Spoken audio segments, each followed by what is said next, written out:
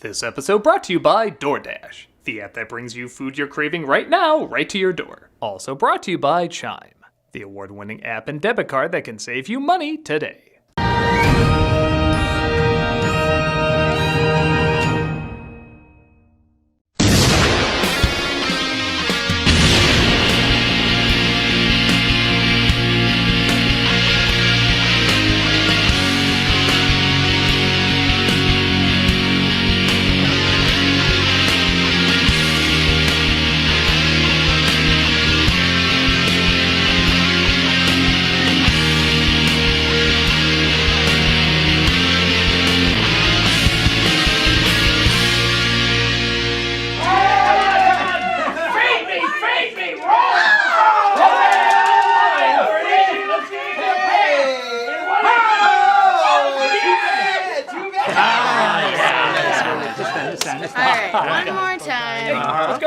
Oh, Shyamalan dice.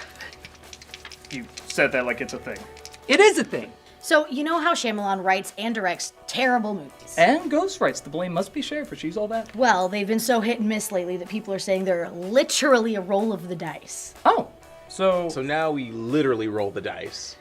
Sounds like fun. What's up? The Visit. Oh, okay. I got 200 saying it's bad. Yeah, All right, I'm back. Double or nothing. What's up next? Split. All right, that's got to be bad. All right, yeah. Jane's back away, crazy Jane. No way that was gonna be good. All right, triple or nothing. What's next? Glass. Glass. Okay, I'm gonna say that's good. Oh, half and half. I'll take it. You think Split would have rolled like that? All right, what's the next one? Servant. All right, I'm gonna say it's good. All right. I guess nobody saw it. Yeah, but it's on its third season. And we'll just say it doesn't count. What's next? Old. Oh, that's gotta be good. What? That's gotta be bad. Let's roll and find out. Roll! Yeah! Wait a minute. It rolled bad, but it resulted in a Vincent van Gogh painting. Exactly. We all win. What? It rolled bad, but it's so bad it automatically created a masterpiece. Oh, so who gets the money? Shyamalan. Thank you. It's nice to be seeing this in my hands again. You know, for all your problems, you keep sticking around. I'm like a bad masseuse. You don't notice me until I start rubbing you the wrong way.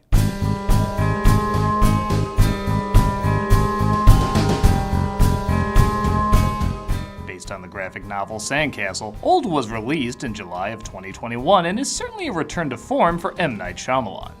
Oh, not Sixth Sense, Unbreakable, or Visit Shyamalan. I'm talking Happening, Lady in the Water, and Sign Shyamalan. The so bad it's entertaining for completely different reasons gold.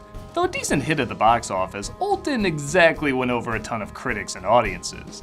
But you're not looking at it from the right point of view. Don't look at this as Shyamalan. Look at this as Shyamalan! It has all his goofiest tropes that really only he can bring to us.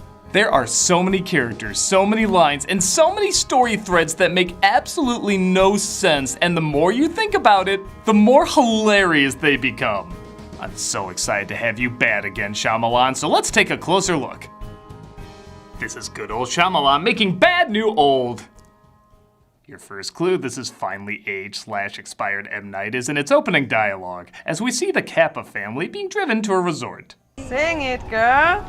No, I can't. Her spontaneity has been stripped from her. These are things humans say.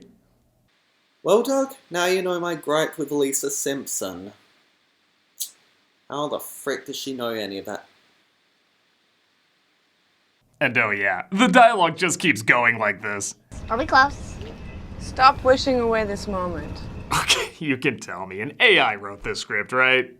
That was the assignment. A computer writes a Shyamalan script. It's like, insert statistic that has a lot of numbers here. There's 250,000 furniture-related injuries in the United States per year. I love as technology is evolving, we're de-evolving. This is Priska, played by Vicky Krieps, with her husband Guy, played by Gael García Bernal. Both these performers have been wonderful in other films, but that was before the Shama wand was waved, and like magic, they now talk like one of those text-to-speech apps. You don't know me. I curate exhibits for museums. There's something very wrong with my child. Most people who die on vacation die from overindulgence of food or alcohol or a mixture of all of the above 99.4% of the time. Don't worry though, they're quickly overshadowed by the kids, Trent and Maddox. Particularly Trent, who just so happens to love asking strangers who they are and what they do for a living. What are your names and what do you do for a living? What are your names and occupations? What are your names and occupations? What's your name and what do you do for a living? What a convenient quirk that just happens to get across character exposition in a totally believable way. Now I will admit at first I thought maybe the kid had some sort of condition where he focuses on stuff like that. But as the film continues, he gets older and he never talks like this again. At all. He has no idea what it means, but he knows it's bad. He's trying to help us. And remembering the bizarre dialogue of the kids in Signs, I truly think this is how Shyamalan thinks children talk. You can come over to my house and make up stories. Then we can go to the same college together and become neighbors with mortgages. Okay, that's great dialogue for background characters in a video game. Actually, it's not even that, but you do know we're hearing every line you're writing, right? There's literally trouble in paradise, though, as Guy and Priska get in a big argument about not letting the kids know she's slowly dying. And they're getting a divorce. You're always thinking about the future. It makes me feel not seen. Good job keeping this from us, guys. Are we to blame? I think so. We're then introduced to more people who speak entirely in foreshadowing. I have a calcium deficiency. Sit up, Kara, honey. All right? You don't want to be hunched when you grow up, baby. It's very unattractive. I wonder if that calcium thing's gonna make her a hunchback. What do you think, Harvey? You either die a hero, or you live long enough to see yourself become the villain. Why does everyone at this table speak ironic? When the owner of the White Lotus lets the Kappas know about a secret beach he only recommends to special guests. There's a private beach on the nature preserve side of the island. I could arrange a van to take you. Sounds like a great memory for us. I like focusing on the back of the side character's head instead of the reactions of the main characters. It's more pretentiously idiotic. Across from them, though, a woman starts having a seizure. A doctor, played by Rufus Sewell, tries to help. Oh, not with the woman's seizure, but with the husband's dialogue, who upon seeing his wife violently shake on the floor, reacts like anyone would. I'm a nurse. My name is Jaren. Now, Jack, I think if you just leave her lying here for a while. Thank you, doctor. It's Jaren, by the way. I've just declared Jaren's my favorite character. I know the doctor technically gets the name wrong, but he still brings it up twice like it's gonna help the situation. Like somewhere there's a doctor that's gonna be like, he's having a heart attack. Oh, if only there was a little boy who asked everybody who they are and what they did for a living. I'm a nurse. My name is Jaren. Thank God! The next day, the Kappas are driven to the island, along with the doctor and his family. Okay, guest checklist. Books, sunscreen. Director cameo? Okay, we're set to go. Enjoy, everybody. They're all dropped off at the beach, which seems to be everything the resort promised, but it looks like there's already somebody there. He happens to be a famous rapper, and I can't wait to tell you his name. Oh my God! That's mid-size sedan. That's the name you have if you're a YouTube rapper or you're touring with Weird Al. And the even funnier thing is, it doesn't play into the story at all. You could say he's anything from a brain surgeon to a pizza delivery boy, and it wouldn't impact the character in the least. I think it's here just to show M. Night understands rap music, but he comes across having as much street cred as, ironically, the little boy from The Visit. Oh, God bless this movie. I told you, I don't want to live like this. I'm going for a drive to calm down. I wish we had less symbolic kids. While playing hide and go seek, though, Trent discovers an unexpected visitor. I just wanted to be part of your world. A dead woman is found in the water, and Honda Civic approaches, giving, I guess, a normal M. Night response. Oh, damn. He reacted to that the same way the dude reacts to some people with no joy. Oh, no. Oh, yes, Miss Lebowski. Ford Mustang admits he knew this woman and that she went out for a swim but didn't return. I guess there's supposed to be a mystery whether or not he killed her, but I'll just give it away, he didn't. So what the hell was up with this reaction? Oh, damn. Flonase doesn't have a money-back guarantee. How would you react if you were a kid and you saw a dead body? I'm so hungry. Me too. Well, we'll start a fire and eat what the piranhas didn't nibble off of her. What is wrong with you aliens? Did you strike him? I don't need to know the context of... What? No, of course not. So why's your nose bleeding? You You know what I like about seeing a movie? Actually seeing a movie. Can you pan over so we can see the people, please? Why is seeing a blurry version of the trash heap from Fraggle Rock more interesting? Oh, if only there was some way to relieve this tension. Jared, you son of a... Get in here! I couldn't tell you how big my smile got when I saw this guy was in more of the film. Especially when you discover that his awkward acting from earlier was not just an isolated take, it's his whole performance. Wait, why? They left already. What happened? I'm Jaren, by the way.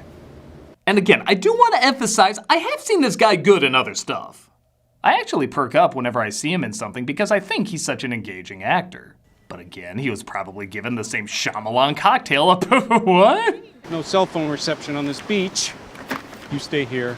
See if the director is actually satisfied with my performance, and then tell me if that's Robert Hayes. When they try to leave, they discover they weirdly stumble backwards and black out, unable to exit. To make things worse, something seems to be wrong with Trent. Something is wrong with my son. Some kind of reaction. Is it severe? I don't have time for this. What kind of doctor are you? Hey now, don't reveal your job until the little boy asks for it. Sounds weird if you don't. You look different too. How? I don't know. You just look different. Hold my hand. Okay. Looking at her ear is awesome, but can you be a movie for 5 minutes? Things get even worse when the doctor's mother stops breathing and eventually dies. She couldn't take the shock. She's still a murdered woman. Her heart couldn't take it.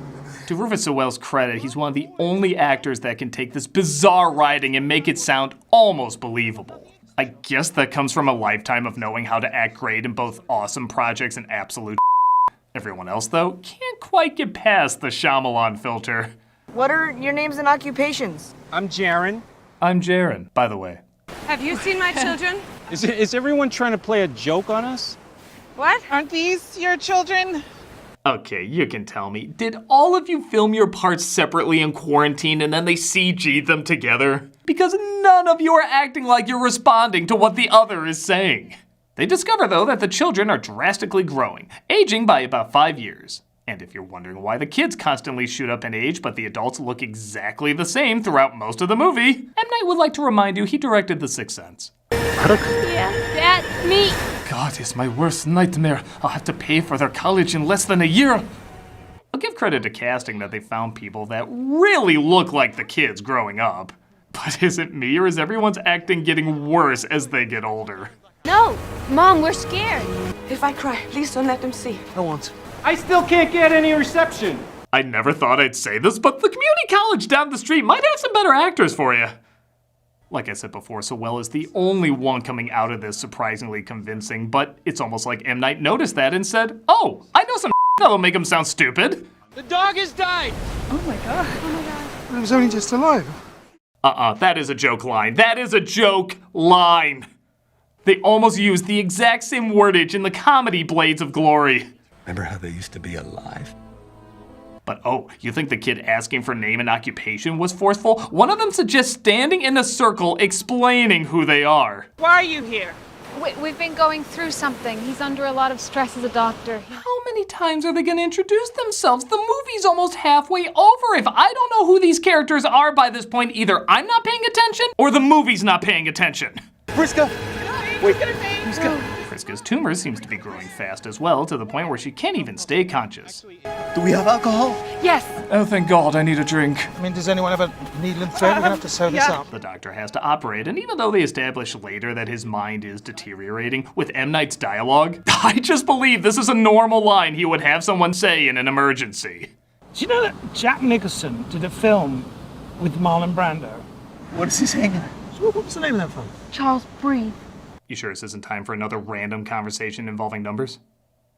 The operation starts. They focus more on the clouds because the DP was drunk. The suspense keeps building and building, and like all of you, I am looking up that movie with Jack Nicholson and Marlon Brando. It's more interesting what's going on in this film. I'll give you a few minutes.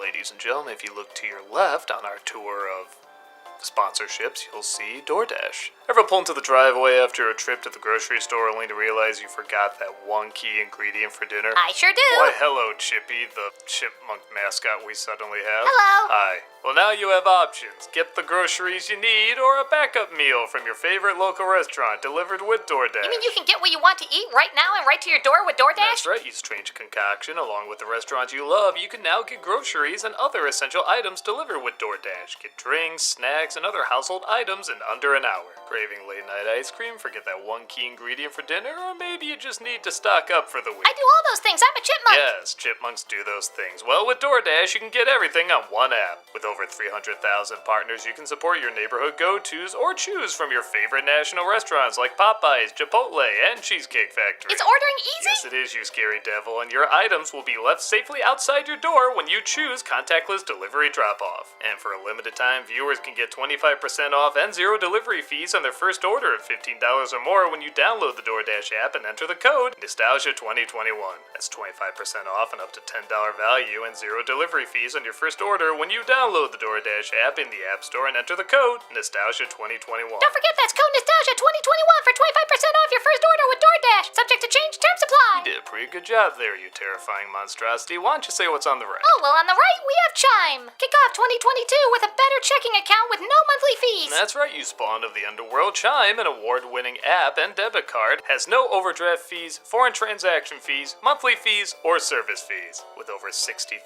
fee-free in-network ATMs at many locations like most Walgreens, 7-Eleven, and CVS, you can access your money when you need it, where you need it. You can also send money to anyone, even if they aren't on Chime. Fee-free for you and no cash-out fees for them. Well, I think I gotta tell them to make their first good decision of the new year. Not trusting talking animals? That's right, you scary mistake, but also to join the over 10 million people using Chime. Sign up takes only 2 minutes and doesn't affect your credit score. Get started at chime.com/nostalgia. That's chime.com/nostalgia. Want to make yourself useful? Read all that fine print stuff I don't want to read. Banking services provided by and debit card issued by the Bancorp Bank or Stripe Bank, N.A. members FDIC. Get fee-free transactions at any MoneyPass ATM and a 7-Eleven location or at any Allpoint or Visa Plus Alliance ATM. Otherwise, out-of-network ATM withdrawal fees may apply. Sometimes pay anyone instant transfers can be delayed. The recipient must use a valid debit card or be a Chime member to claim funds. Hey, maybe you're not such a disturbing mascot after all. I'll remember that when I eat your face. These are my last words, aren't they? You can show him the ad again before I devour you.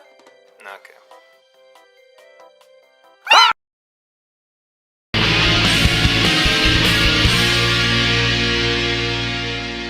Taken out of Priska, the wound seems to heal up abnormally fast, the children grow even more, but most importantly, Missouri Breaks was the name of the movie with Jack Nicholson and Marlon Brando. I'm sorry, so far that's the most fascinating thing I've gotten out of this film. Toyota Prius realizes, though, there's something wrong with the woman who drowned earlier. Damn! I think you mean, oh damn. She turned into the ribs from the end credits of Flintstones, and they're panicking more and more about what to do. As the kids continue to get older, Trent finds certain urges are growing for the doctor's daughter. What's happening to us? I think we're just growing. I don't feel the same. It's weird. Both your left eyes are acting great. Is this movie allergic to showing performances? Jaren has a theory that it's the rocks that are causing them to age. Sure, because trees were great. Sorry, this is nonsense. Let's not shut down everyone's experience. Experience? What are you writing the Yelp review right now? What makes you think I slept with her? I'd say she's about 5 months pregnant. What? What? Why do I have the urge to high-five but flee at the same time? She instantly starts to give birth, and the doctor isn't able to help because, well, I think he just figured out what movie he's in. I used to see you in our neighborhood. Who are you? Jaren reacts the same way you would think Jaren would react. I'm Jaren! My man, you are this generation's I'm Spartacus! The baby instantly dies, though, as it's unable to survive the rapid changes on the beach. Mr. Director, you're gonna make me look really good in this close-up, right? As good as Mark Wahlberg's nostrils. That was said. The doctor goes absolutely insane, though, and takes out all his rage on Mercedes-Benz. He's gone. He's been impounded. The group just keeps their distance from the doctor, and Jaren says he's gonna try and swim for help. Watch him! Make sure to tell the world my story, that I'm Jaren. And I'm Lloyd. God damn it. It's here that Priska reveals that through their rocky marriage, she had an affair. Was there someone else? I found out about his tumor. And I got scared. I got scared onto another. Maddox takes it. Well? Be stronger for everyone. Really, I legit don't know if that counts in Shyamalan land as taking it well. But she finds out her and Trent have something in common. They're a magnet for floating dead people. Oh no, it's... Oh, what was his name? Jaren bites the dust, and it looks like the doctor's daughter follows as she tries climbing out, but gets dizzy and falls. She was my first, middle, last! And things only get worse. What's happening to her? She was fine. What's happening? I don't know. I completely forgot we saw this before at breakfast. Don't look at me. I'm being crazy over here. Guy's vision suddenly starts to go as well as Priska's hearing. And nightfall doesn't bring anything better. Who is that? The dead rapper. Who do you think? Do you remember a movie with Harrison Ford and Mark Hamill? I think it was called Space Jam. Dude, it's Harrison. Like, surely you would know that from that Simpsons episode that had George Harrison in it. They eventually kill him, but things get stranger when the kids enter a cave and discover the doctor's wife has gotten worse from her calcium deficiency. What is a habit, precious? Oh, come on. You're borderline Coyote now. She even starts Tetrising herself, and as you'd imagine, it's pretty funny. My only regret is that I have bonitis. She's killed off, and finally the adults start to look like they're aging. Why do I suddenly think Tucker Carlson is right about everything? The two of them make amends before passing away. Sensing the writing is on the wall, the two kids, now grown up, decide to act like kids once more by building sandcastles and decoding a message their friend from the resort gave. It just so happens to contain their way out. Apparently the coral not only deflects the rock's effects, but it also so happens to lead off the beach. Too bad they fall victim to the equivalent of tripping in a slasher film. For a second, I thought they were going to get through the coral. At last, I got so tired of killing actors' careers, I finally moved on to killing the actors themselves. I guess the big twist, which is really more of an explanation, is that the resort finds sick people to send to the beach and let them die in the attempts of finding new medical cures. Because of this beach, we have been able to save hundreds of thousands of lives with new medicines. I feel like there's a lot of ways you could still run these experiments without having to kill people. But whatever, it looks like the siblings got out and alerted the proper people. Curses, maybe the resort should have taken out that coral they clearly knew was there and led off the island, but that would take a lot of money, which they clearly didn't have. This is so dumb. So, okay, the best friend sees Trent, touches his face, and we tilt up to the clouds as the movie finally keeps going. You may have thought that was the ending, but nope. They had to show that in order to get out, they had to get out. Holy I never would have put that together! Oh, and I guess there's this pointless line. How's she handling things? How would you feel if a 50-year-old man called and told you he was your 6-year-old nephew? Again? Yeah, I don't know why it chose to end there, even though it had a perfect spot to stop already, but Jesus, when has anything about this movie been normal? Old is so bad. So hilariously, entertainingly bad. I like Shyamalan when he's good, but I love him when he's awful. When he does awkward, it is so distinct and puzzling that I can't help but fall in love with it. Even when it doesn't work, there's never a sense he's half-assing it. You know, in his mind, he sees this as genius, and a part of me really loves that he does. There's something almost innocent about these mistakes, like they're big-budget versions of the home movies he would put as Easter eggs on his DVDs. I don't get any mean-spirited cynicism out of it, for the most part. It's usually just an awkward guy making awkward stuff with every ounce of passion that he has. I guess I could be angry, but the dude is just making the movies he wants his way.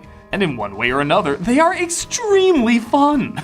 I always see what he's going for, and when he doesn't achieve it, there's something almost endearing to it, like he misses the mark in such a creative way. You have to take risks to make mistakes like this, and whether it works or not, he is a filmmaker who does stuff in a way no one else is. So even though it's not technically good, I still enjoyed that out of it.